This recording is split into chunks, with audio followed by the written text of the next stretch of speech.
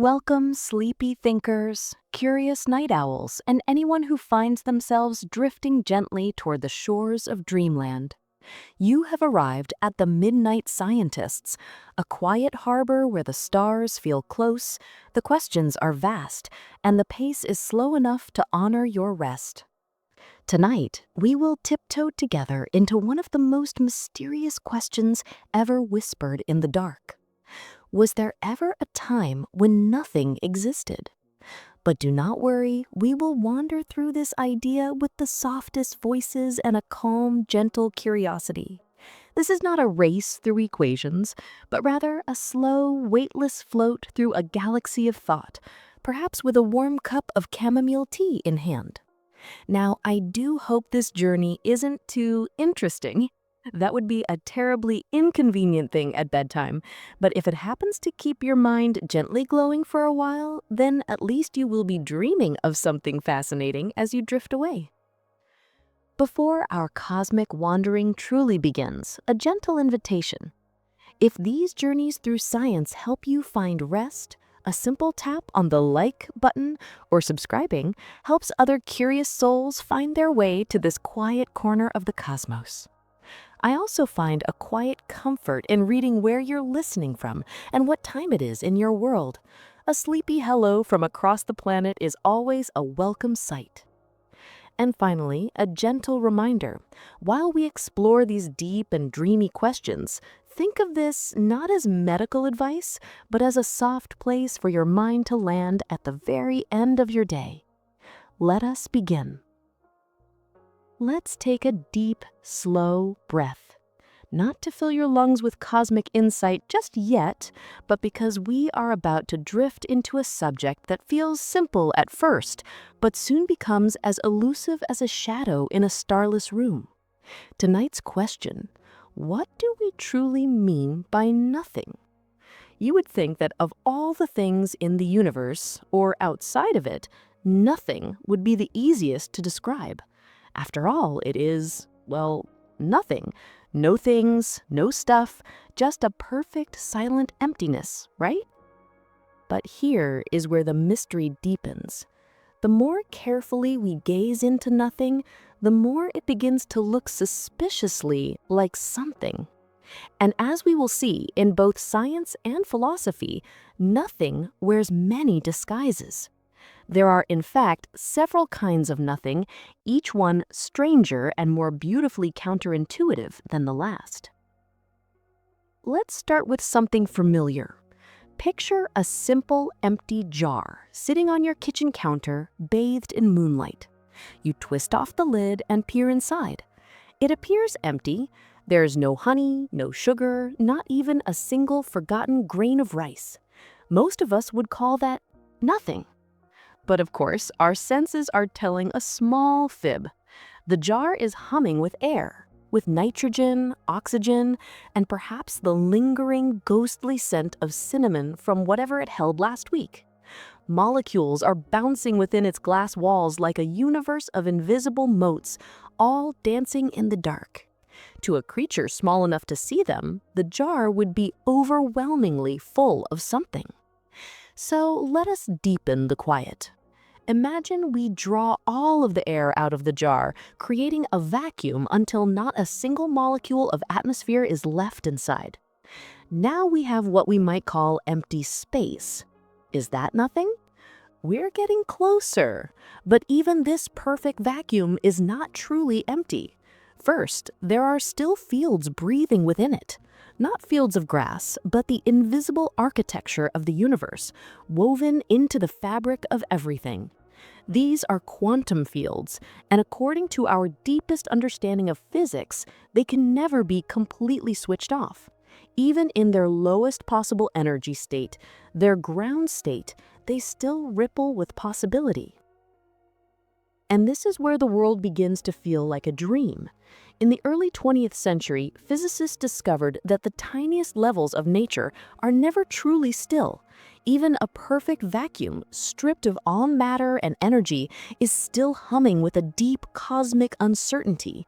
Tiny particles flicker in and out of existence, constantly, like brief thoughts in the mind of the universe.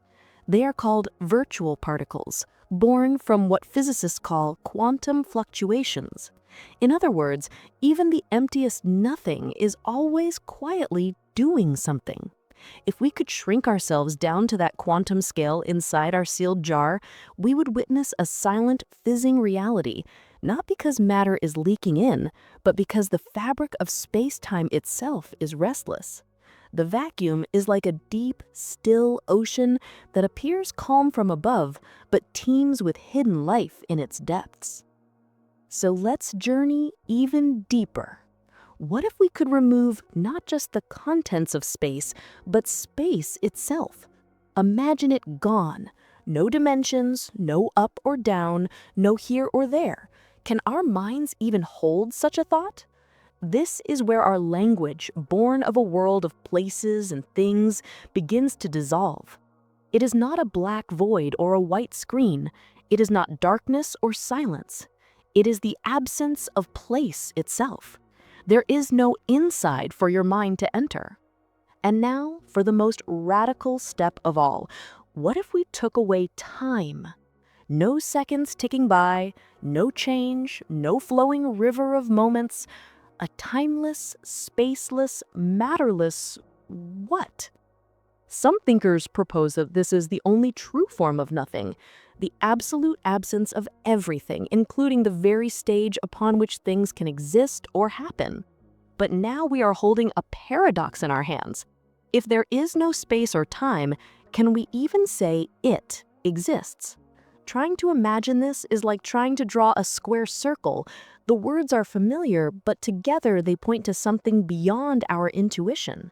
Our brains, which evolved to navigate landscapes and anticipate seasons, are not built to visualize the absence of all things. Perhaps the most extreme form of nothing is beyond not just our senses, but beyond thought itself. The philosopher Heidegger once famously asked, "Why is there something rather than nothing?" It's one of those questions that seems simple at first, but it grows more profound and more unsettling the longer you let it rest in your mind. And the more we learn from science, the more it seems that true nothing might be impossible to find. Even asking what came before the Big Bang might be a gentle error in thinking. If time itself began with the universe, then before is like asking what is north of the North Pole.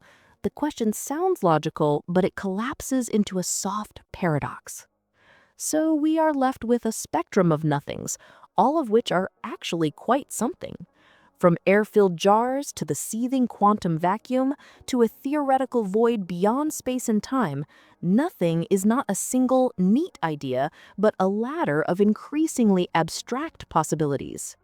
And in the end, we might have to accept that pure, total nothingness may be a resident only of our imagination, not of reality. But asking the question is never pointless, for in wondering about nothing, we come to understand what something truly means. It is in the contrast that a peaceful clarity emerges. And as we will soon explore, nothing may not be the end of the story, but the very beginning of a strange and beautiful road.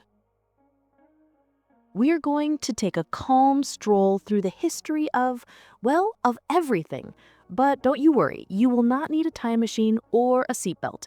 All you need is a quiet mind, a comfortable pillow, and a sense of gentle cosmic wonder.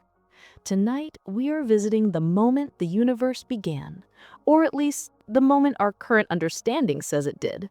This is the story of the Big Bang, not a loud explosion in space, despite its dramatic name, but a soft, steady unfurling of space itself, a moment so strange it gave birth not only to everything we see, but to the very space and time in which we see it.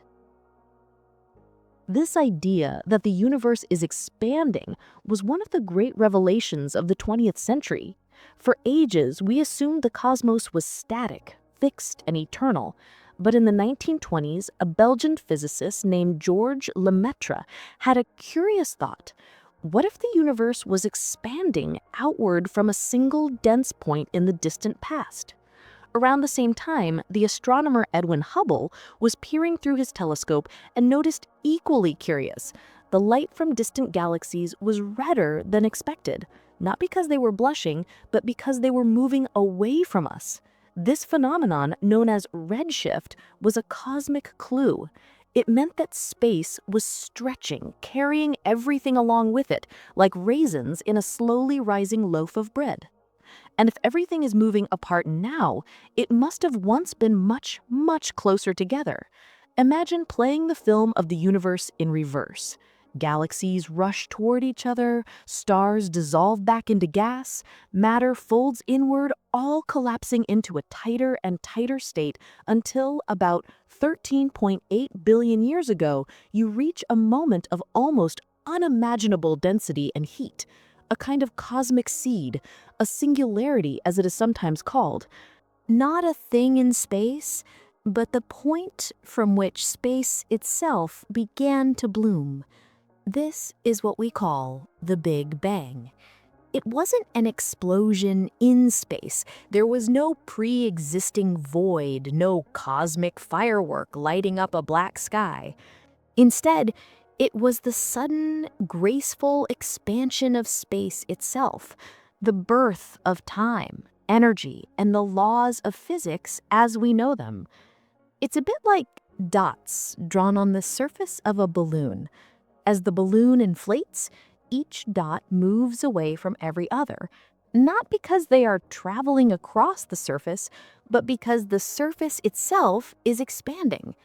That is our universe, a balloon of space-time, slowly and silently inflating for billions of years. In the tiniest fractions of a second after this expansion began, the universe was a hot, dense, glowing soup of particles and energy. Temperatures were so high that atoms could not yet form. Protons and neutrons had not yet found each other. It was a shimmering sea of fundamental ingredients. But as the universe expanded, it also cooled. This cooling allowed energy to condense into the first particles. After a few minutes, these particles joined to form the first simple atomic nuclei, mostly hydrogen and a little bit of helium, the building blocks of stars. A few 100,000 years later, the universe had cooled enough for electrons to settle into orbits around these nuclei, forming the first stable atoms. And in that moment, something beautiful happened. Light, which had been trapped in the hot plasma like sunlight in a dense fog, could finally travel freely. This moment, when the universe became transparent, left behind a whisper, a soft, ancient glow that is still visible across the entire cosmos today. It is called the Cosmic Microwave Background, or CMB. It is one of the strongest pieces of evidence we have for this story of our origins. The CMB fills the universe with a faint, nearly uniform microwave signal. It is like a baby picture of the cosmos, frozen in time. Tiny, subtle fluctuations in this ancient light are the seeds from which all galaxies, stars, and planets would eventually grow. But even with all this evidence, the Big Bang model raises some tantalizing questions. For instance, what caused it? What force triggered that initial graceful expansion? And of course, the great mystery: what came before the Big Bang? This is the question that brings us full circle. Because if the Big Bang was the beginning of space and time, then the word before might not even exist in that context. There may have been no before to speak of, only an origin point from which everything else flowed. Still, some models propose that the Big Bang was not the beginning, but a transition, a bounce from a previous universe, or the birth of one universe among a countless many. We will explore those gentle possibilities in the chapters ahead. But for now, let us rest with this quiet, powerful unfolding of everything. A beginning not in fire, but in form, not in a bang, but in a breath. The first slow breath of space itself. To gaze up at a sky full of stars is to feel a quiet question stirring in your heart. Where did all of this begin? You are not alone in that feeling. It is a question we have always asked in every age, long before we had telescopes to magnify the light or even names for the constellations. It is a deeply human instinct, this need to seek origins, to gently trace the thread of time back as far as it will go. And when we follow that thread all the way to its very beginning, we arrive at a place of profound mystery, a place where time itself may have had a first moment, a birthday. Let that idea settle around you like a soft blanket. The beginning of time itself, not just the beginning of our world or of stars or of atoms, but of the very flow of moments we call time. It's a bit like discovering that your watch did not just start ticking at some point, but that the concept of ticking itself did not exist before that moment. In our modern understanding of the cosmos, space and time are not two separate things. They are woven together into a single dynamic fabric called space-time. You can imagine it as a vast, invisible tapestry, and everything in the universe, from the smallest mote of dust to the largest galaxy, rests upon it. According to Einstein's theories, this fabric can stretch, bend, and ripple in response to mass and energy.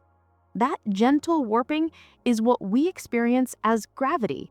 But here is the most curious part of the story. That same fabric appears to have a beginning, and that beginning, as far as our science can see, is the Big Bang. This means that space did not expand into some pre-existing emptiness. Rather, space itself was born in that moment. And because time is woven into the same fabric, it too came into being. There was no ticking clock before the bang, no empty cosmic hallway waiting to be filled. There was no before because there was no time in which a before could exist. This idea softly defies our everyday intuition. In our lives, everything has a before. Before this breath, there was the last one. Before we fall asleep, we are awake. We are creatures deeply conditioned to think in a straight line of cause and effect.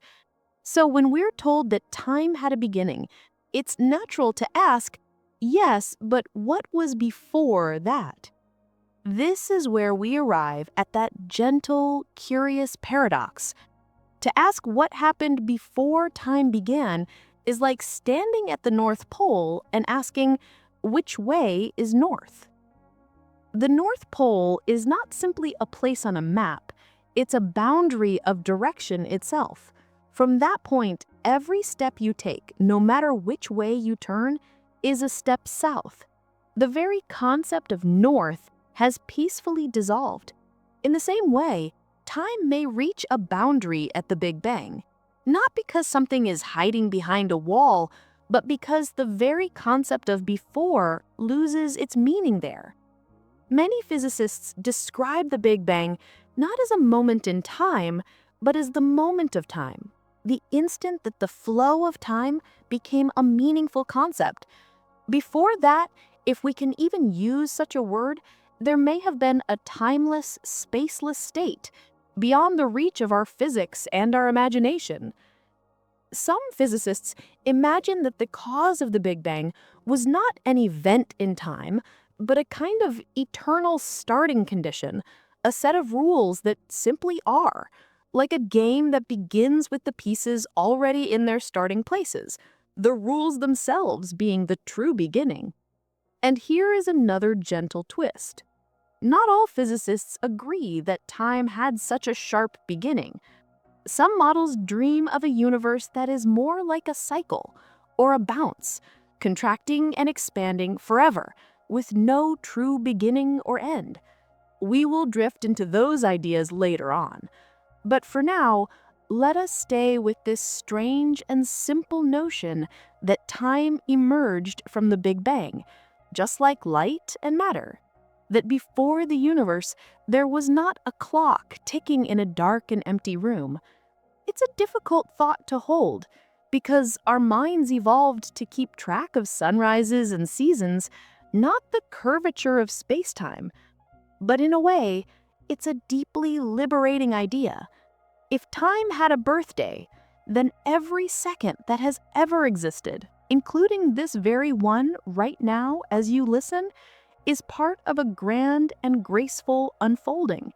A story that began 13.8 billion years ago and is still being written, star by star, breath by breath.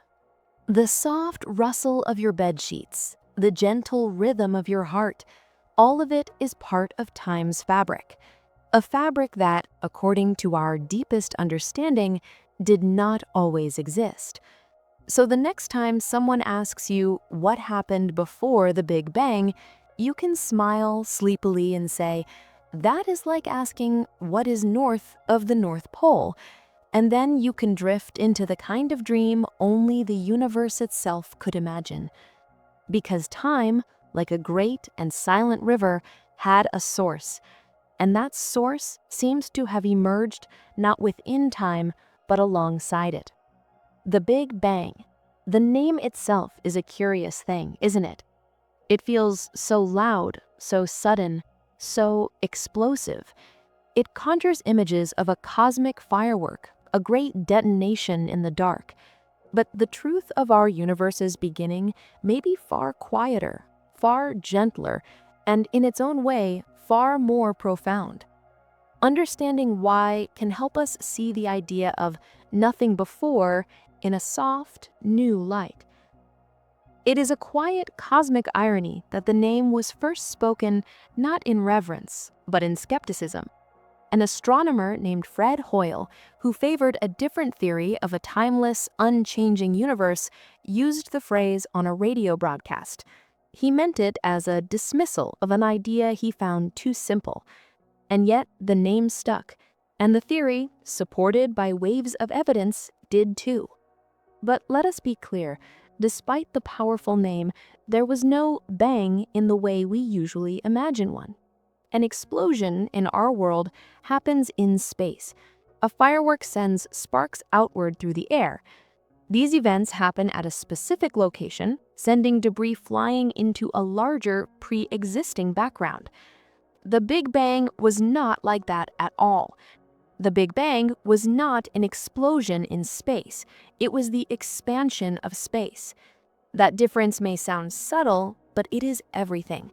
Imagine taking a balloon and drawing little dots all over its surface. These dots are like galaxies. As you slowly inflate the balloon, you will notice the dots all move away from each other, not because they are crawling across the rubber, but because the rubber surface itself is stretching. That is what our universe is doing. Galaxies are not flying apart through some vast emptiness. The space between the galaxies is growing because the very fabric of the cosmos is stretching. And here is the key part. The balloon has no center on its surface. Every point is moving away from every other point. If you were a tiny being standing on any one of those dots, it would look as though you were at the very center of the expansion with everything else rushing away. But this is an illusion. Every other dot feels the same way.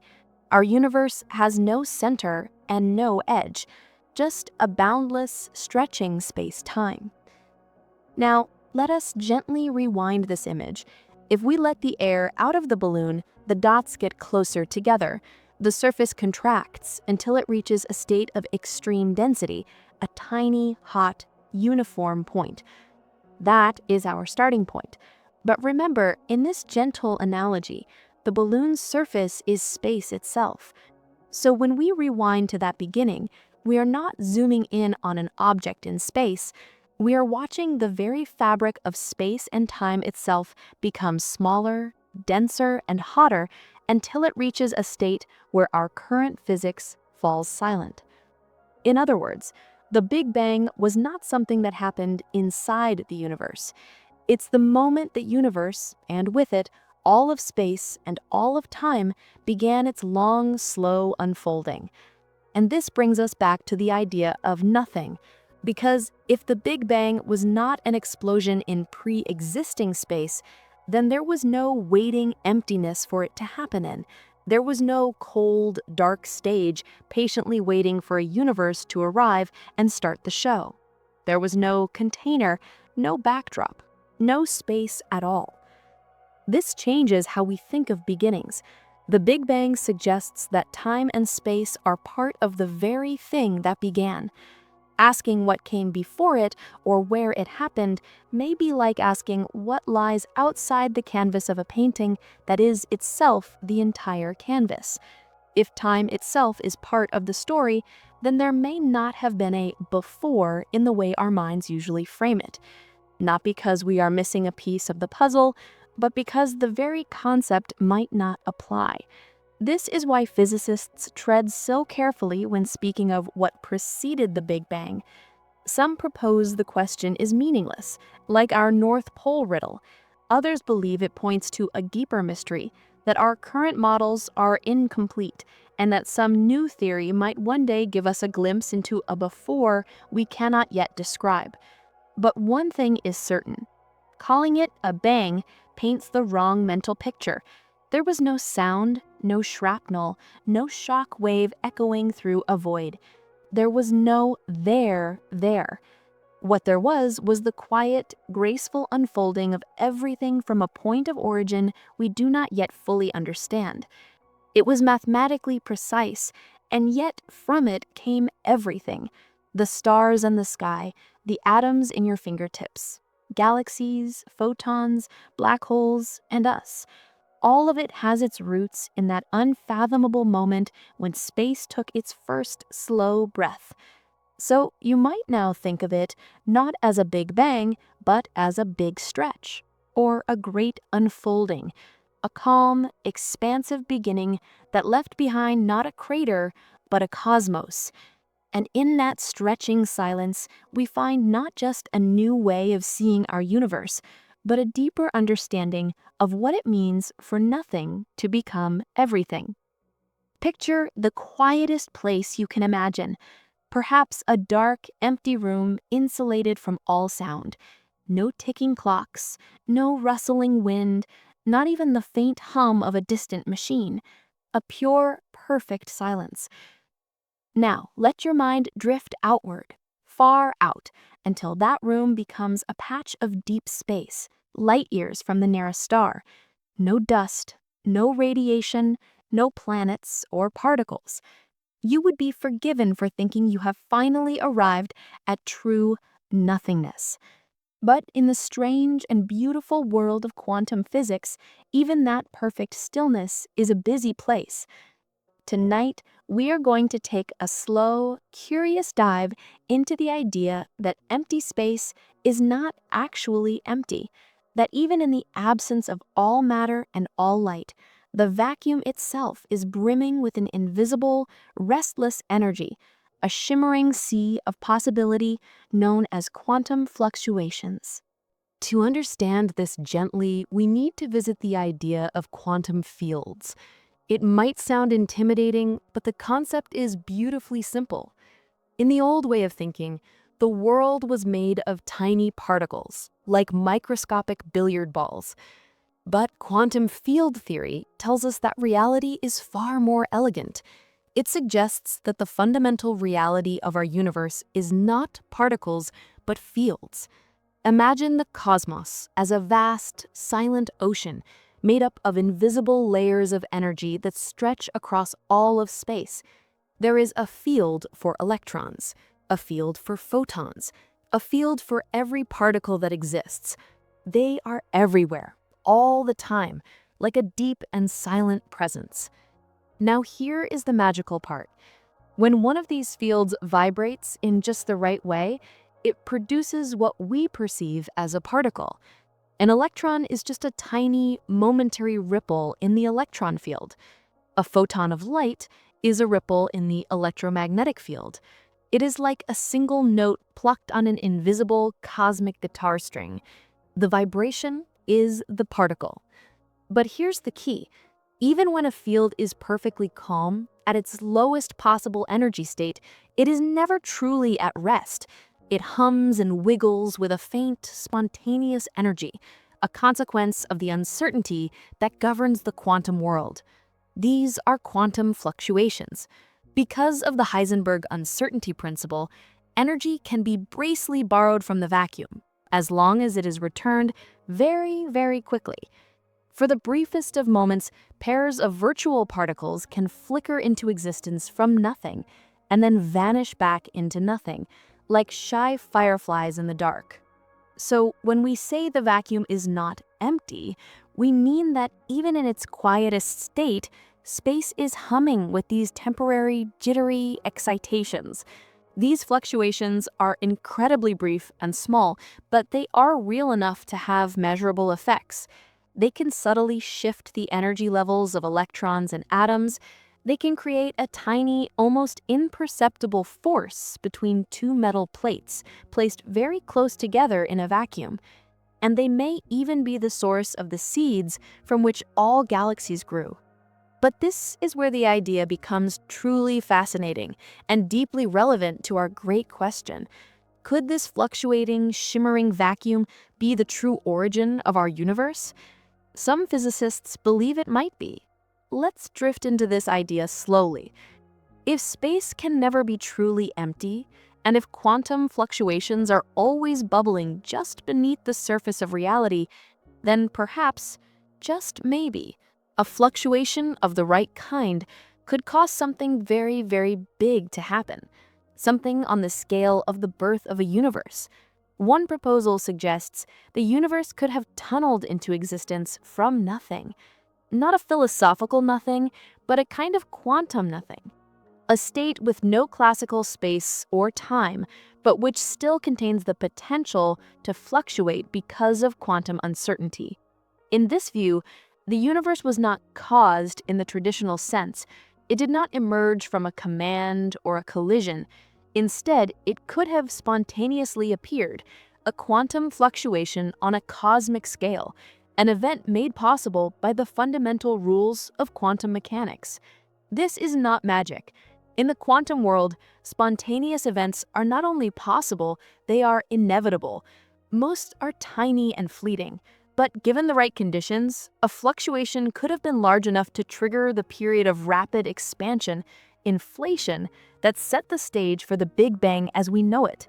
In this sense, the universe may have emerged from a vacuum state, not an absolute nothing, but a seething, dynamic field of pure potential, the kind of nothing that is actually, secretly, quite something. Of course, one might gently ask, where did the quantum fields themselves come from? This is a fair question. This idea may push the mystery back one level, but it does not erase it. Yet the beauty of this quantum vacuum idea is that it provides a possible bridge between nothing and something. It blurs the line. It hints that what we once thought of as a silent, empty void may be the very stage on which existence performs its quietest, strangest magic. And it feels right, in a way, that the universe would be born not from a loud bang, but from a gentle ripple, a flutter in the stillness, a whisper in the dark. So, as you lie there, letting your thoughts drift like particles in a warm and gentle breeze, remember that even the quietest, emptiest places in the universe are not truly empty at the quantum level. They vibrate, they shimmer, they dream. And if our vast cosmos was born from a brief, improbable flicker in that dream, then perhaps nothingness is not the end of the story, but the very beginning. The vacuum is not empty. It is just full of potential. Let us drift for a moment into the quietest silence imaginable, a silence not merely of sound, but of time itself, a stillness not of motion, but of space. No stars, no atoms, no energy, not even a black void to hold it all, just the pure, profound absence of everything. And out of that stillness, a universe whispers itself into being. This may sound like the beginning of a beautiful bedtime story, and in a way it is. But in the curious world of theoretical physics, it is a serious and elegant attempt to understand how everything could have emerged from what we once called nothing. This is one of the boldest dreams in modern cosmology. The idea that our universe could have quantum tunneled into existence. It's a model gently imagined by physicists like Alexander Vilenkin, where reality itself flickered into being not from a divine command or a fiery explosion, but from a quiet quantum possibility. Let us recall the strange logic of the quantum world, where the vacuum is never truly empty. It is always shimmering with tiny borrowings of energy that vanish as quickly as they appear. This idea that nature has a kind of flexibility, a quantum wiggle room, brings us to the phenomenon of quantum tunneling. In the world we see every day, if a soft breeze pushes a fallen leaf against a garden wall, it can go no further. It rests there, its journey ended. But in the quantum world, the rules are softer, more dreamlike. There is a tiny but very real possibility that the leaf could simply appear on the other side, not by breaking through the wall or flying over it, but by passing through it like a ghost, a ripple of possibility. This phenomenon, quantum tunneling, is not just a theory, it is a real process that allows the sun to shine through nuclear fusion in its core. It is how some particles gently decay over time, and it might just be how our universe was born. In the early 1980s, Vilenkin proposed that the universe could have tunneled into existence from a state with no classical space, no time, and no matter. From, in other words, nothing. But this was not the nothing of an empty room. It was the absence of all physical structure, yet still somehow held within the gentle, unwritten rules of quantum physics. In this beautiful model, the universe did not need a cause in the way we usually think of one. There was no clock ticking down to its arrival, no cosmic map to mark the spot. Instead, it was like that leaf appearing on the far side of the garden wall, not because something pushed it, but because the laws of quantum mechanics granted it a tiny but non-zero chance to simply exist there. This is sometimes called quantum cosmogenesis. A gentle question may arise in the mind. How can there be laws of physics in a place with no space or time to contain them? It is a delicate and beautiful point to ponder. Some physicists believe that these quantum laws are so fundamental, they do not need a pre-existing universe to be true. They are not like rules written down in a book. They are more like the blueprint of possibility itself. You might think of it like this. Even if there is no chessboard yet, the rules of how a knight can move still exist as a concept. Once the board appears, those rules define the dance of the pieces. In the same way, the pre-universe nothing may have had no board, no space-time, but it may still have been shaped by the quantum rules that determine what can happen. And according to this idea, what can happen is astonishing. An entire universe, complete with its own space, time, energy, and physical laws, can tunnel into being. And we may be living inside that gentle, improbable whisper. In Vilenkin's model, there may be no before in the traditional sense, but there is a mathematical space of possibility. The nothingness is not an empty box. It is more like a seedbed of potential realities, waiting for the right quantum moment to bloom. This idea of the universe as a spontaneous, probabilistic event might feel strange. We are so used to thinking of causes, but in the quantum realm, some events do not need a cause. They are simply allowed to happen by the laws of probability. And what is so lovely about this model is that it doesn't require any exotic ingredients. No mysterious pre-existing space, no divine spark, just quantum mechanics doing what it always does, allowing unlikely, beautiful things to happen. Of course, this is still a dream woven from mathematics and theory. We have no telescope powerful enough to see before the Big Bang. But these ideas offer a tantalizing glimpse of how the universe might have emerged, not in a loud bang, but in a soft whisper, a whisper of possibility becoming reality. So, could this be the answer? It remains one of our best and gentlest guesses, an idea that the entire cosmos may have started as a tiny chance event, born from a rule book that does not need a referee or even a field on which to play. It is humbling, it is mind-bending, and it is strangely, deeply soothing. From nothing, or almost nothing, came everything. Not with a bang, but with a quiet quantum shrug.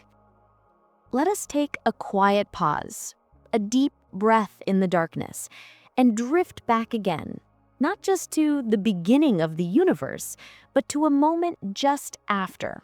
A moment so brief and mysterious, it makes the blink of an eye feel like an eternity. We are entering the era of cosmic inflation, a silent, powerful expansion that may have laid the groundwork for the Big Bang. It is a concept that helps answer some deep puzzles about our universe's shape and structure. But it also opens up new, wondrous questions, including what made the universe inflate and what was there before that. Our journey begins with a curious observation. When we look out into the cosmos with our most sensitive instruments, we see that the universe is remarkably uniform. The ancient light from the early universe, the cosmic microwave background, has almost the exact same temperature in every direction we look. The smoothness is astonishing. But here is the riddle. How could regions of space that are now so far apart, so far that they could never have been in contact, even traveling at the speed of light, somehow have ended up with the exact same temperature? It's like two people on opposite sides of the Earth who have never met or spoken, deciding to hum the exact same note at the exact same time. How did they coordinate? This is called the horizon problem. And there were other puzzles too. The universe also appears to be geometrically flat, meaning parallel lines will stay parallel forever. For this to be true, the conditions of the early universe had to be balanced with almost impossible precision.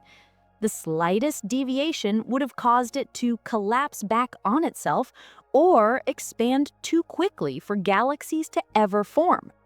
These puzzles were clues, soft whispers from the dawn of time, hinting that a crucial part of the story was missing. And in the early 1980s, a physicist named Alan Guth had a radical vision. What if, in the very first moments of its existence, space underwent a brief but exponential expansion, doubling in size again and again, faster than the speed of light, for a tiny fraction of a second? This is the theory of cosmic inflation, and it changed everything. According to this idea, the universe expanded by an almost unimaginable factor, perhaps 100 trillion times in less than a trillionth of a second. But because it was space itself that was expanding, no physical laws were broken. So what does inflation do for us? Well, it solves the horizon puzzle beautifully. Before inflation, the entire observable universe was once a tiny, minuscule patch, so small that it could easily reach a uniform temperature. Inflation then took that tiny smooth patch and stretched it to cosmic size. The smoothness we see today is just the echo of that original shared beginning. Inflation also flattens space, like stretching a crumpled sheet of fabric until it is perfectly smooth. The more you stretch it, the flatter it appears. Inflation, then, is like a cosmic prequel. It is the quiet, powerful event that happens just before the hot, dense state we call the Big Bang. You might even think of the Big Bang as the moment when inflation ends, and all the energy stored in that inflating field is released in a warm burst of heat and light. This is called reheating, and it is the point where the universe becomes filled with the particles and radiation that would eventually become stars, galaxies, and everything else. So, what could have sparked this incredible period of expansion? The answer is still a gentle mystery, but the leading idea is a hypothetical field called the inflaton field. Imagine this field as a ball resting on a high, flat plateau. While it sits there, its immense energy drives the exponential expansion of space. But eventually, the ball begins to roll down the hill. As it does, inflation ends. The stored energy of the field is converted into the particles and heat of our universe. The cosmos becomes warm, and what we traditionally call the Big Bang gets underway. It's a beautiful idea, but as always, it leads to even deeper questions. What existed before inflation? Was inflation itself eternal, endlessly spawning countless bubble universes in an endless cosmic foam? Some models suggest exactly that, a process called eternal inflation, where the inflating field never truly settles down everywhere. It continues in other regions, creating an infinite multiverse of pocket universes.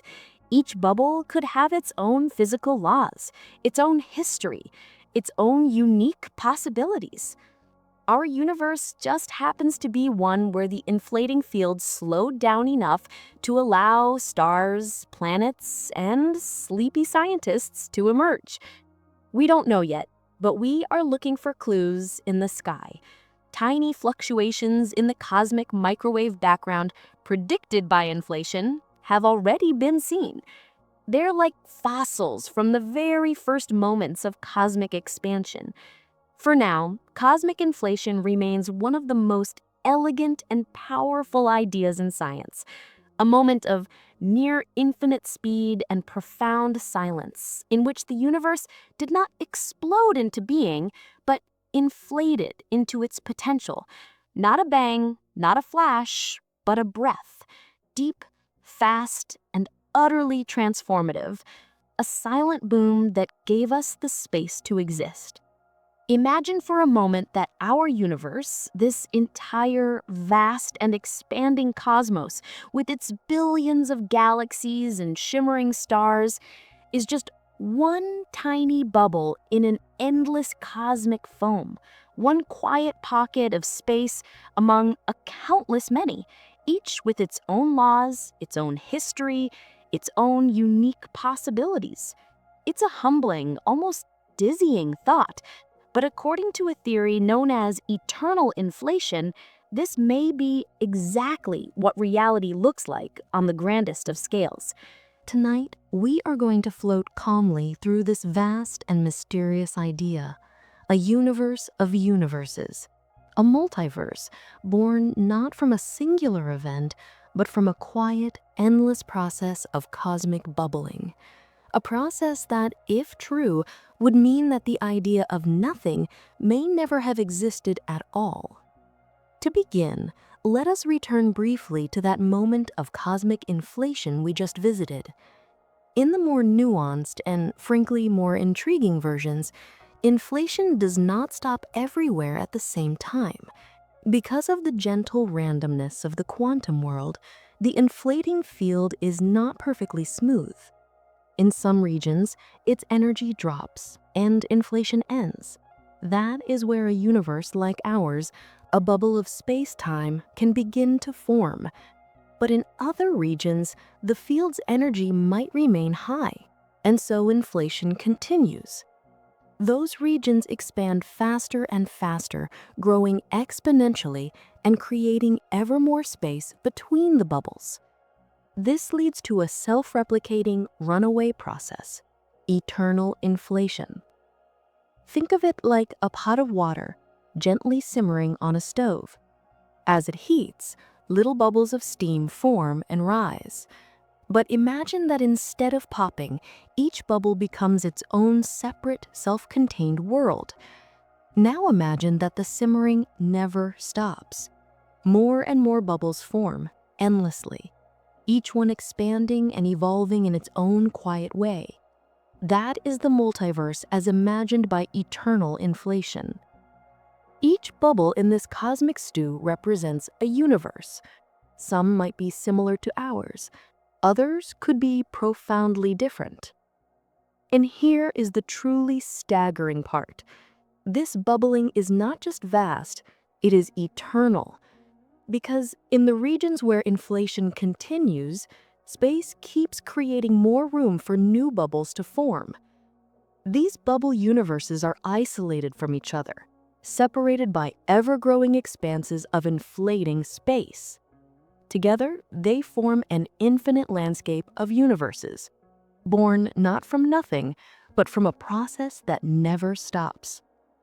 If this is true, it may suggest that true, absolute nothing never existed at all. There was never a blank slate, a moment of perfect stillness. Instead, there has always been something happening somewhere, a bubbling, stretching, inflating cosmos branching out forever. In this picture, our universe's beginning was not the beginning, but just one of countless moments where a region of space gently exited inflation and began its own story. The Big Bang, as we know it, was simply our beginning. Now, this might sound like science fiction, and in some ways it is deeply speculative. We have no direct evidence of other bubble universes. But eternal inflation is not a fantasy. It is a natural mathematical consequence of the very inflation models that fit so well with what we observe in our own universe. It also helps to explain something very strange and wonderful about our cosmos. Why its physical constants seem so perfectly, so finely tuned for life. The strength of gravity, the charge of an electron, if any of them were just slightly different, complex matter could never form. But if there are countless universes, each with slightly different properties, then it is not so surprising that at least one, ours, happens to have just the right ingredients. It is not that we are uniquely lucky, it is that we exist in one of the bubbles where observers can exist to ask the question. This idea is sometimes called the anthropic principle. For now, eternal inflation remains a beautiful, compelling, and deeply speculative idea, but it leaves us with a new way of thinking about everything. Not as a singular event that emerged from a void, but as one chapter in a story that never ends. A story that has been unfolding forever, not in time as we know it, but in the boundless potential of space itself. In this vision, nothing becomes a kind of illusion. There is always something, a field, a fluctuation, a slow, eternal bubbling. It is a quiet, expansive thought that the cosmos may have no true beginning and no end, just an endless generation of possibilities, branching and inflating like foam on a quiet sea.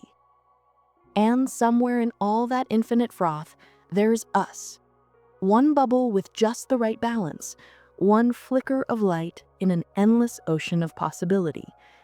Perhaps the question is not, why is there something rather than nothing, but rather, why are we in this something? Why did this particular bubble, with these laws and this calm patch of sky, rise from the quiet sea of the multiverse? It's the kind of thought that doesn't demand an answer, but invites only wonder. And in that wonder, the bubbling continues. Let us begin this next chapter with a quiet image. Imagine the universe not as a straight line that begins and stretches forward, but as a breath, a slow, cyclical rhythm expanding outward and then contracting inward, only to expand once more. Inhale and exhale, over and over again. In this calm and curious rhythm lies the heart of a theory that challenges our assumption that the universe began from nothing. This idea, gently provocative and deeply elegant, is known as the Big Bounce, a model where our universe did not explode out of a singularity, but rebounded from a previous state, a cosmic contraction followed by a new expansion. In the standard Big Bang model, the universe begins from an initial singularity, a point of infinite density, infinite temperature, and zero volume. It's the moment where all our equations of physics break down. Singularities tell us that our understanding has reached its limit. This is where the search for a theory of quantum gravity begins, a theory that can unite the smooth cosmic landscape of Einstein's relativity with the jittery, uncertain world of quantum mechanics. One of the leading candidates in that search is loop quantum gravity. This theory reimagines space and time not as a continuous, smooth sheet, but as a woven, granular fabric. At the smallest possible scales, space itself may be made of tiny, indivisible loops, like an intricate quantum mesh. These loops are the very threads from which the cosmic quilt is sewn. Now, when this idea is applied to the entire universe, something remarkable happens. Instead of the universe shrinking into an infinite singularity as we rewind time, the theory suggests that as things get incredibly dense, quantum effects take over. They generate a kind of powerful quantum pressure that resists any further collapse. It's a bit like a trampoline that stretches, but ultimately pushes back with immense force. The result? Instead of a big bang, we get a big bounce. In this model, our universe did not begin at a singularity. It began at a bounce point, a moment of minimum size and maximum density, where the fundamental graininess of space-time itself repelled the collapse and caused it to expand again. Before that bounce, there was a contracting universe, a cosmos that had been shrinking, perhaps for eons, before reaching that turning point and beginning to expand again, becoming our universe. It is a beautiful reversal. Instead of time having a hard beginning, it becomes a cycle. The bounce replaces the bang. The singularity becomes a bridge to a time before.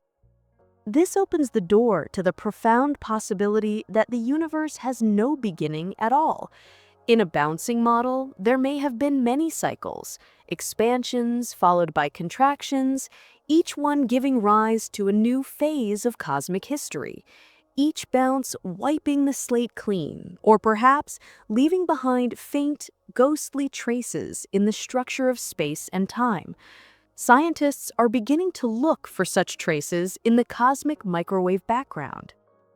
Interestingly, some bouncing cosmologies could also explain the smoothness and flatness of our universe without needing a period of inflation.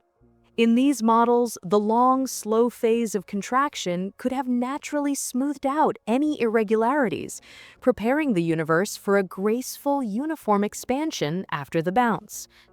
If the Big Bounce is real, it means that something came before our universe. Not a void, not a timeless potential, but a previous cosmos. It might have been similar to ours, or it might have been completely different. And if the bounce happens repeatedly, it challenges our sense of cosmic uniqueness.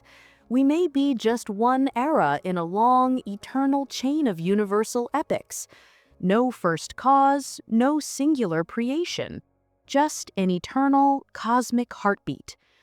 Loop quantum cosmology is still a young field, but it offers a compelling alternative to the traditional story of our origins, one that removes the dreaded singularity, preserves time before the Big Bang, and hints at a much richer and perhaps endless history than we ever imagined. And it softens the mystery of nothing. In this view, there never was nothing. There was always something, a previous universe, or perhaps an infinite series of them, leading to the one we see today. No need to explain the emergence of everything from an absolute void. Just a continuation, a rebound, a cycle. And there is something oddly comforting in that, isn't there? The idea that our universe is part of a longer story, that time did not start with us, that before our beginning there was an end, and before that end, another beginning. A quiet rhythm, a cosmic breath. Inhale, expand. Exhale, contract. And again and again. Let us now take a gentle step into an even more wondrous and abstract dream, a place where the fabric of reality is not woven from particles and fields, but from the quiet music of tiny vibrating strings, a place where the dimensions we know might be just a fraction of the whole story, and where our entire universe could be a single membrane floating in a much larger, unseen cosmic sea. Welcome to the strange and beautiful world of string theory. Now, do not worry if this sounds like a flight of fancy at first. The idea is bold and mathematically rich, but at its heart, it is a serene and elegant attempt to find one single, unified description of all the forces of nature, to understand the song that the universe sings to itself. In the physics of our everyday world, we think of particles as tiny fundamental points, electrons, quarks, photons. But in the beautiful dream of string theory, these particles are not points at all. They are unimaginably small, one-dimensional loops of vibrating energy. Each one hums a unique note in a silent cosmic symphony. The way a string vibrates determines the particle it becomes. A gentle hum might be an electron. A more energetic vibration could be a photon of light. In this vision, all of reality, all matter, all light, all forces, is a grand, harmonious orchestra of these tiny vibrating strings. But for this beautiful mathematics to work, the theory requires something extraordinary, extra dimensions of space. Not just the three we move through and the one of time, but perhaps 10 or even more.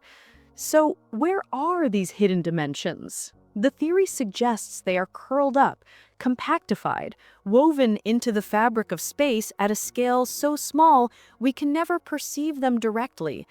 Imagine looking at a tightly wound thread from across a room. It appears as a simple one-dimensional line. But as you get closer, you see its intricate, coiled three-dimensional shape. In the same way, these extra dimensions may be curled up within every point in space, like secret, hidden passages in the architecture of reality. And this is where the dream deepens, and we arrive at the idea of brain cosmology. In some versions of string theory, there are not only strings, but vast, higher dimensional surfaces called brains, short for membranes. Our entire universe, with all its stars and galaxies, might be one such three-dimensional brain, a vast sheet floating in a higher dimensional space we call the bulk. Imagine a silent, dark ocean with great sheets of silk drifting slowly through it. We are creatures living on the surface of one of those sheets, unaware of the others floating in the deep. And here is the most exciting thought. Sometimes these brains can drift toward each other and collide. In one model, the ekpyotic universe, our Big Bang was not a beginning from a single point, but the energetic yet gentle collision of two such parent brains. As they touched, their immense energy was released, creating the heat and matter of our universe. But unlike the traditional Big Bang model, this beginning doesn't start from an infinitely dense singularity. It starts from a graceful geometric event in a higher dimension, not a violent crash, but a soft universe-creating touch. And this event doesn't have to happen only once.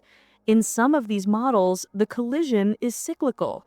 The brains drift apart after they touch, then are slowly drawn back together again by gravity, leading to another collision, another bang, and another cycle of cosmic history. It is not a singular beginning, but an eternal dance of dimensions.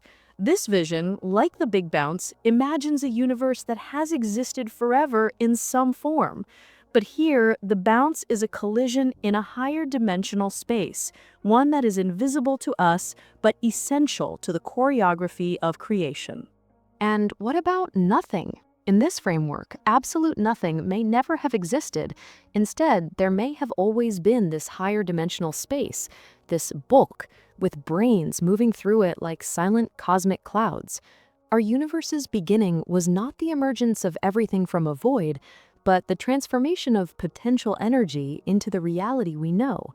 Of course, all of this remains a beautiful speculation. We do not yet have direct evidence for extra dimensions, strings, or brains. But some researchers are listening for the faintest of clues, perhaps a unique pattern in the cosmic microwave background, or a subtle signature in the gravitational waves that ripple across the cosmos, a whisper from that higher dimensional space. Until then, brain cosmology remains a profound and lovely possibility, that our universe is just one piece of a much larger, grander structure, that reality includes hidden dimensions and invisible spaces.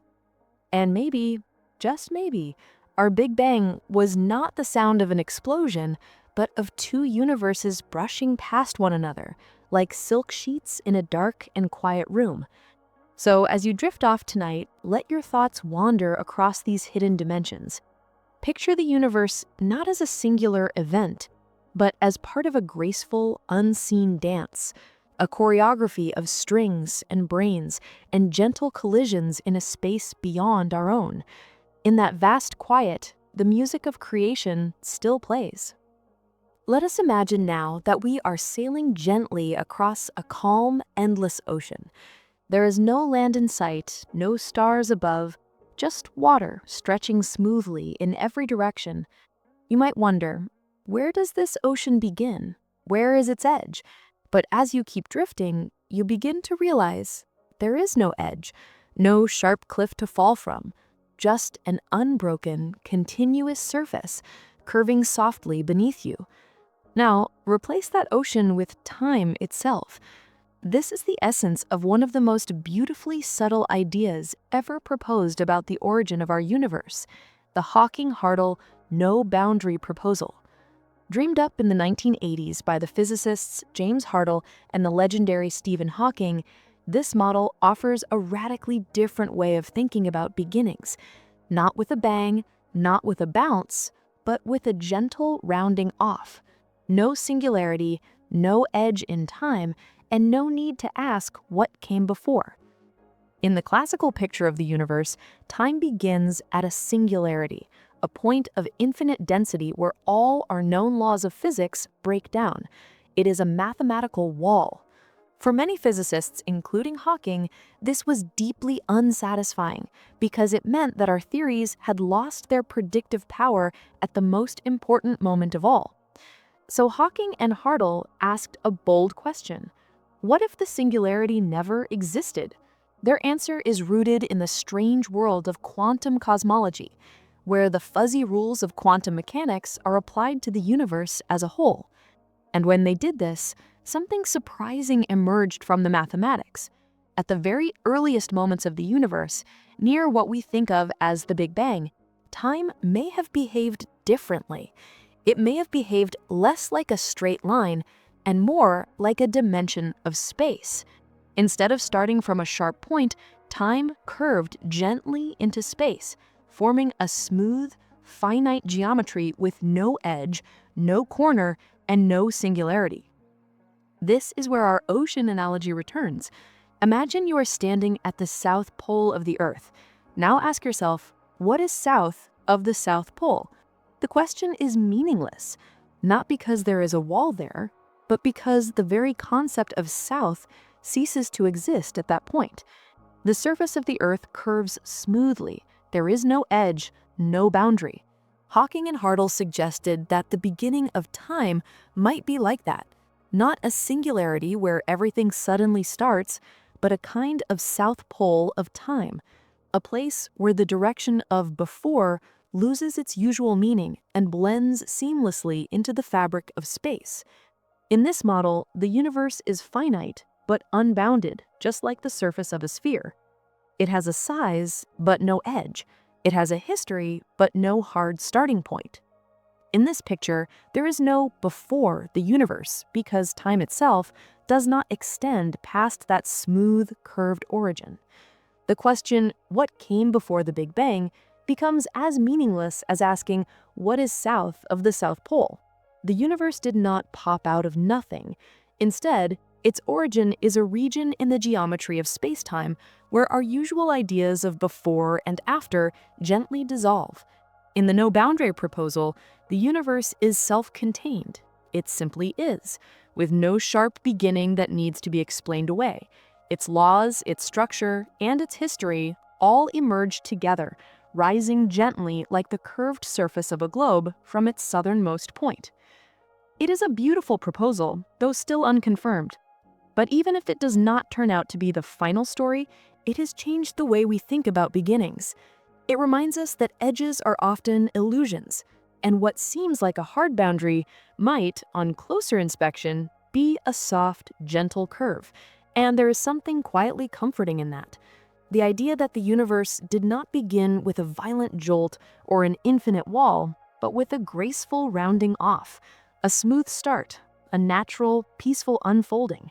It invites us to think of existence not as an event that had to be caused, but as a whole, timeless at its core, yet filled with all of time. So, as you lie back tonight, picture the early universe not as a flash in a void, but as a softly curving landscape.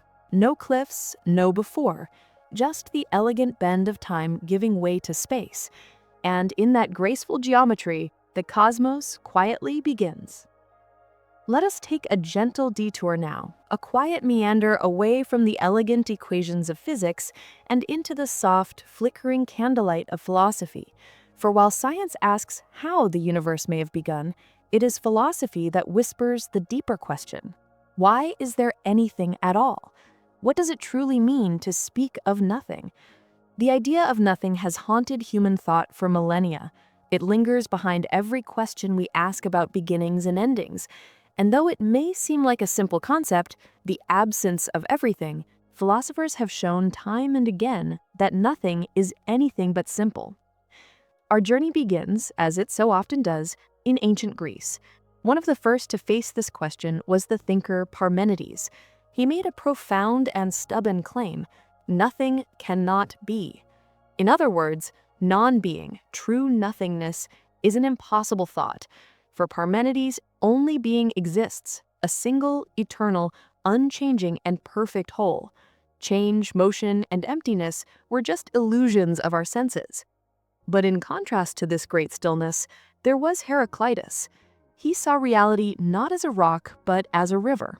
You cannot step into the same river twice, he famously said, for everything is in a constant state of flux, a dance of opposites, a cosmic fire.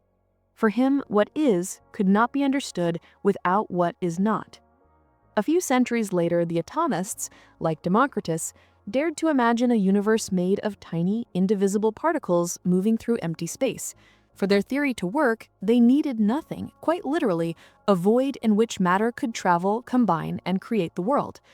Plato's student Aristotle, however, argued that nature abhors a vacuum. He believed that every region of the cosmos must be filled with something. And for more than 1,000 years, his vision of a full and vibrant cosmos held sway. Then came the scientific revolution. Thinkers like Newton began to see space not as filled substance, but as a vast, empty geometric stage. Slowly, the idea of the vacuum became not just possible, but necessary for our understanding of physics. But it was not until the 20th century that the question returned with its full, haunting power through the philosopher Martin Heidegger. He asked what may be the most fundamental question of all: why is there something rather than nothing? Let that question hang in the quiet air for a moment. Feel its weight. Why is there anything at all? A universe, a star, a single thought, a single breath, instead of the pure, perfect, and eternal stillness of non-being. Heidegger believed that we are usually so lost in the business of living that we forget the astonishing mystery of being itself. And just behind that mystery, he said, lies the void. Not a physical vacuum, but the existential possibility that none of this had to be. And yet, here we are. He urged us not to solve the riddle, but to stand before the void, and in its presence, to feel the profound fragility and wonder of our own existence. And perhaps that is the most profound insight philosophy offers us about nothing, that it is not just a technical term or a background state. It is a question, a haunting presence, a kind of silence that echoes behind every thought, every breath, every star. When science asks how the Big Bang happened, philosophy whispers, why did anything happen at all? And while we may never find a final answer, perhaps that is not the point. Perhaps our task is not to solve the riddle of nothing, but to dwell in it. And in that quiet, empty space, to feel the wonder that anything at all exists. Let us sit back for a moment now and simply wonder. We have drifted through so many ideas, bounces, brains, and beginnings that may never have begun. But perhaps it is time we ask something a little more fundamental. Does the idea of nothing even make sense? It may sound like a strange question. After all, nothing is supposed to be the very absence of sense, of structure, of being. And yet, we keep trying to describe it, to hold it in our words and theories. But maybe, just maybe, nothing is not a feature of the universe. Maybe it is a feature of us. Let us approach this idea gently, beginning with our own human language. Language helps us draw lines in the world, to label things and give them meaning. Take the word darkness. It sounds like a thing in itself, but what is it really? It is only the absence of light. Or think of cold. It is not a substance, it is the absence of heat. The word nothing works in the same way. It is a relational concept, a way of talking about the absence of something we expect to find. And here is where it gets even stranger. At its most fundamental level, physics does not seem to have a place for absolute nothing. Quantum field theory tells us that even the lowest energy state, the vacuum, is not truly empty.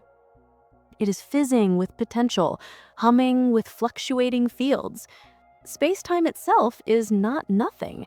It has shape, it can stretch and ripple. It is a thing, a something. So where in all of nature can we find this perfect nothing? Perhaps nowhere. Perhaps the universe, by its very nature, abhors it.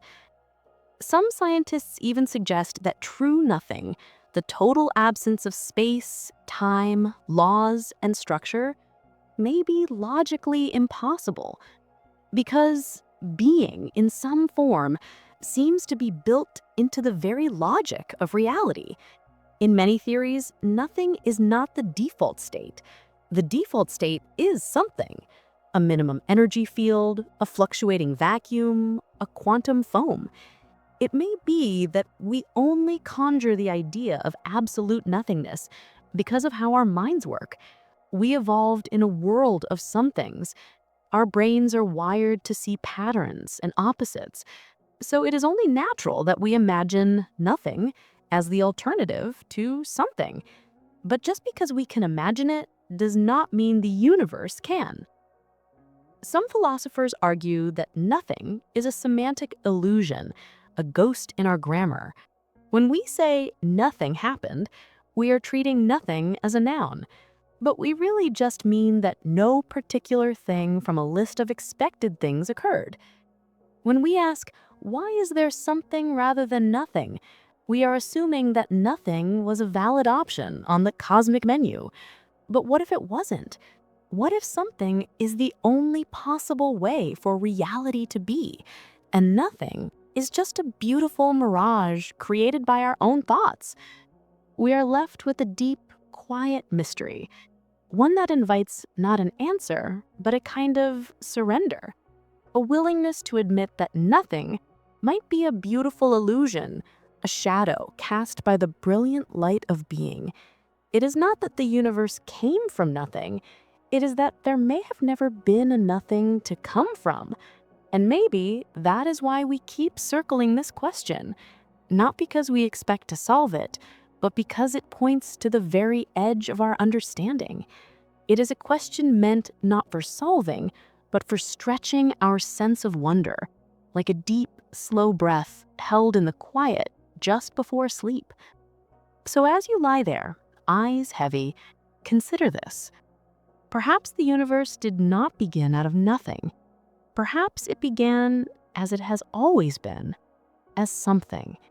And perhaps nothing is just the quiet place our thoughts go when they try to find the end of the thread. Let us ease now into a possibility that may feel paradoxically both immense and deeply peaceful. The idea that something, perhaps subtle, perhaps strange, has simply always existed, not created, not born from nothing, not sparked by a collision, but simply there, an eternal, unbroken presence. In this vision, there is no bang, no bounce, no great event, just a steady, quiet hume that has always been huming, long before anything like us was here to notice it. So much of our search for origins comes from a deeply human instinct. In our world, everything has a beginning. Fires are lit, seeds sprout, lives begin. So we naturally assume the universe itself must have had a starting point. But what if that's just the story we tell ourselves, born from our fleeting perspective? What if existence itself does not require a moment of creation? One gentle possibility is that the laws of physics themselves are eternal, that even if our particular universe of stars and galaxies had a beginning, the underlying principles that allowed it to begin, the rules of quantum mechanics, the logic of mathematics, have simply always been. They are not things that were created, but are the timeless grammar of reality itself. Or perhaps something more tangible has always been here, a quantum sea of potential, an endless, shimmering foam, always bubbling with possibility. In this view, our universe is just one wave that rose from the surface of that eternal ocean. It was not born from nothing. It was born from something that is always coming into being. Or consider the multiverse we dreamt of earlier. If space itself is eternally inflating, constantly generating new universes, then there is no starting line, just a never-ending process of creation, like a great tree that is always growing new branches without ever having come from a single seed. Our universe came not from nothing, but from something that is always coming into being. And this leads us to a profound philosophical turning point. We have spent so much time asking, why is there something rather than nothing, as if nothing were the natural, peaceful, default state, and something is the strange intruder that needs explaining. But what if our assumption has been backward all along? What if existence is the default, and nothingness is the peculiar, difficult idea? After all, we have never, in all our searching, observed true nothingness. Nature, as far as we can tell, does not know how to be off. Perhaps something is the rule, not the exception. This turns the old question on its head. Instead of asking how the universe came from nothing, We might quietly ask why we ever expected nothing in the first place. And maybe this eternal something is not just plausible, but inevitable. These ideas all share one deeply calming theme: continuity, a reality that never had a start, and so never needed one. In many ways, this idea is profoundly calming. It relieves us of the vertigo of finding a first cause. If something has always existed, then the universe is not a riddle that must be solved, but a mystery that unfolds, layer by layer, moment by moment, from an eternal, quiet presence. You might think of it as a melody with no first note, a song that was always playing, waiting for listeners to emerge, or a flame that has never gone out, lit not by a hand, but by the very nature of light itself.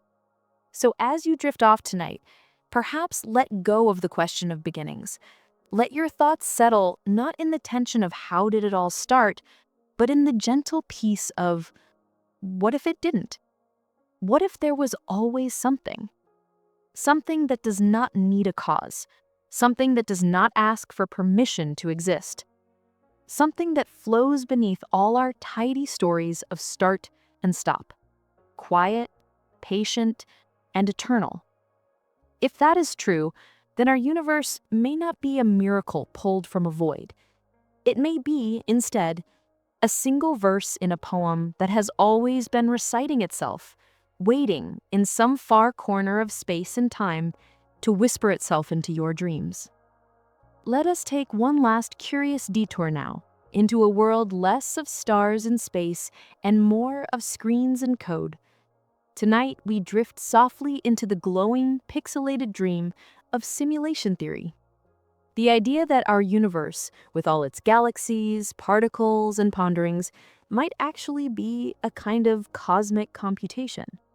It is a strange thought, made all the more plausible by our increasingly digital lives. We simulate worlds every day, so it is not such a great leap to wonder, what if someone, somewhere, did the same with us? This is not just a quirky idea from science fiction. It has been considered seriously, if playfully, by thinkers who wonder if our reality might be the output of some vast, unfathomable computational system. If that were the case, what would that mean for our great question about nothing? Imagine that our universe is running on a kind of cosmic computer. In this model, what we perceive as space, time, and matter are not fundamental. They are data structures running on a deeper substrate of logic and rules. The laws of physics are just the underlying code. Quantum particles are probabilistic pixels. Space-time is the grid on which it all runs. In this view, the universe is computed into existence, like a video game that feels real only as long as the console is turned on. If everything is part of a simulation, then what is nothing? In the world of computing, nothing could be a blank hard drive or a screen with no signal. But even these are not truly nothing. A blank drive still has structure, memory cells, and circuits. It is not doing anything, but it could. It is silence with the potential for song. So if the universe is a simulation, the ultimate nothing might be no computation at all. But even then, we find ourselves presupposing a deeper reality in which that computer could exist, or not exist. We are still left with something. What if the simulation has always been running? An eternal process, perhaps, forever spawning new realities like an infinite game engine that procedurally generates worlds, each with its own inhabitants, each asking their own questions about where it all came from. In this version, the beginning of our universe was simply the boot-up sequence for this particular instance.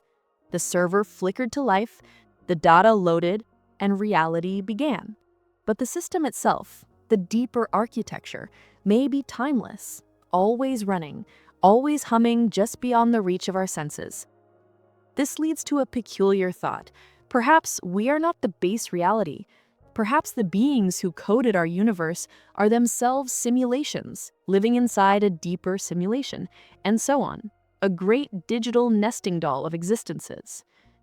In this scenario, nothing becomes less of a cosmic question and more of a technical setting, an absence of input, a world that has not been rendered yet because no one is looking at it. This sounds uncannily like some interpretations of quantum mechanics, where particles do not have definite properties until they are observed. Could quantum uncertainty be a computational shortcut, a clever bit of code that saves on processing power? It is a charming and untestable idea for now.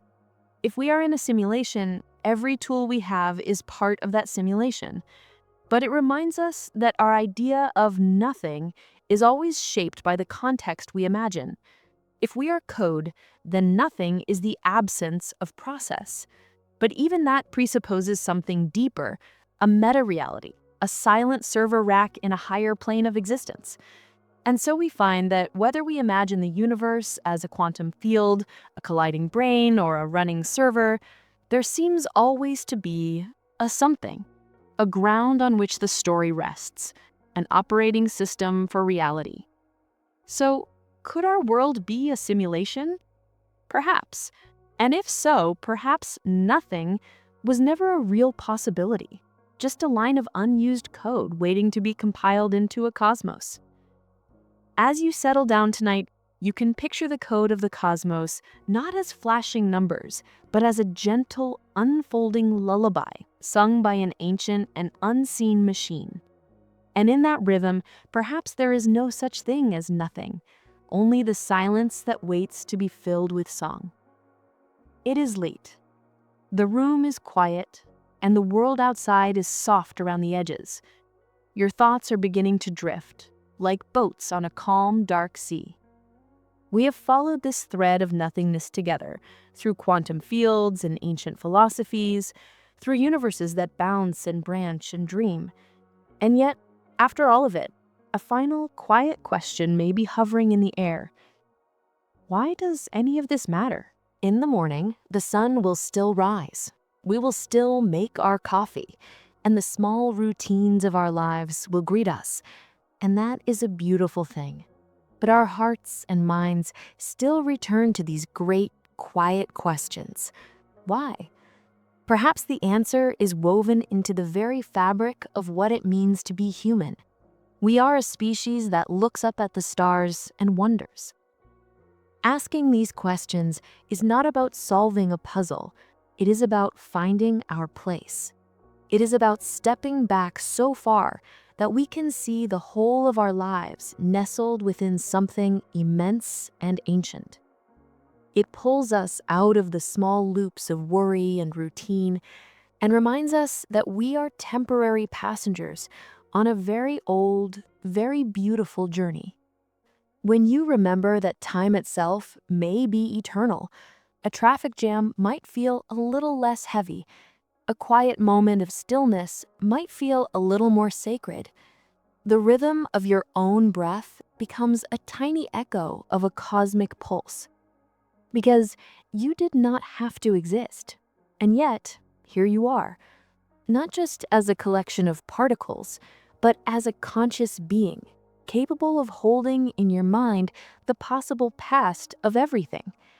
That is an extraordinary and beautiful thing.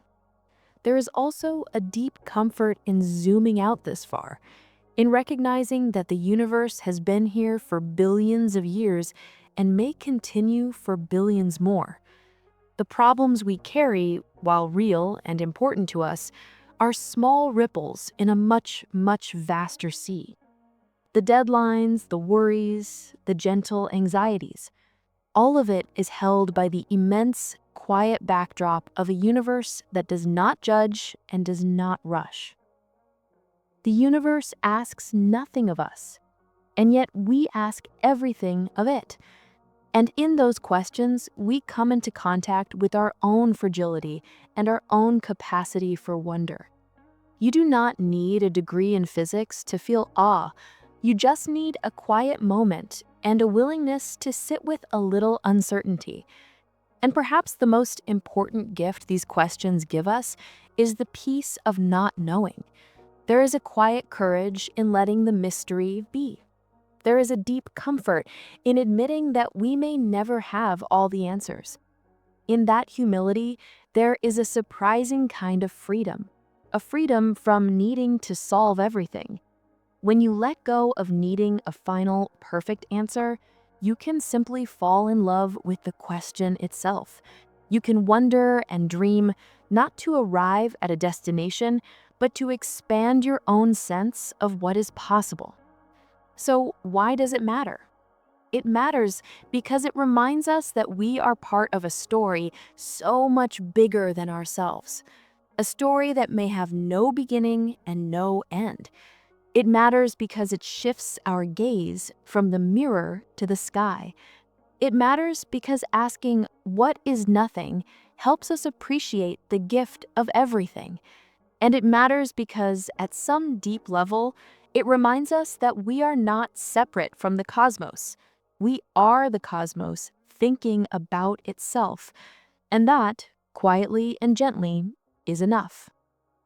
And so, here we are, at the quiet end of our long journey together.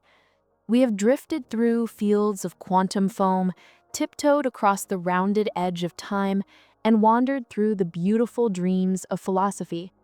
We have asked whether nothing ever truly existed, and now we arrive at a place not of final answers, but of peaceful rest. Because after everything, after bouncing universes and vibrating strings, we are left with something unexpectedly soft, the possibility that not knowing might be the most honest and the most beautiful place to be. At the beginning of this journey, we asked a simple question: did nothing ever exist? Now, after our slow and thoughtful exploration, the answer may still feel just out of reach, not because we missed it, but because the question was never about finding a finish line. It was an invitation to widen our perspective, to look at the universe and ourselves with a little more wonder. Maybe nothingness never existed. Maybe reality has no edge, no first moment. Maybe the laws of existence have simply always been at work, humming quietly through an infinite stillness. Or maybe, just maybe, a true, deep, unimaginable absence did come before everything. And from that nothing, something arose, a flicker, a ripple, a breath. We may never know which story is true, and strangely, that may be the point. There is a quiet courage in being able to sit with mystery, to let questions remain open. The universe does not rush to explain itself. It simply is, and it allows us, these little thoughtful beings, to look up and wonder. And asking is beautiful in itself. Even if we never find out for sure, the act of wondering shapes us. It keeps our minds open and our hearts soft. It connects us to the whole human story, to that quiet part of us that simply wants to understand. The mystery of nothingness is not a flaw in the universe. It is a feature, a space left open, like a pause in a piece of music, a place for us to rest, to breathe, to marvel. The fact that we do not know does not make us small. It makes us part of something far greater than we could ever fully grasp. So, wherever this universe came from, whether it tunneled from a quantum vacuum or rebounded from a previous cosmos, here we are, alive, aware, and able to ask. And that is enough. To be a preacher capable of wondering what existed before anything else, that alone is a quiet miracle. A star becoming conscious of stars. A ripple in space-time asking what made the water stir. So, as you drift fully into sleep now, let these questions linger, not like burdens, but like soft, distant lanterns. Let them glow, not with urgency, but with peace, because the beauty of the universe is not just in what we know, but also in what we don't, in the vast, silent spaces that lie between every explanation. Perhaps the line between nothing and something is not a line at all, but a dance. And either way, It is okay not to know. In fact, it is more than okay. It is what makes being alive in this strange, vast, and beautiful universe so quietly magnificent. Not knowing is not a weakness. It is an opening, a beginning, a soft lit doorway to awe. And so we rest here at the end of our journey through nothing and find that we are surrounded by everything. And that, in the end, is what makes it all so incredibly beautiful.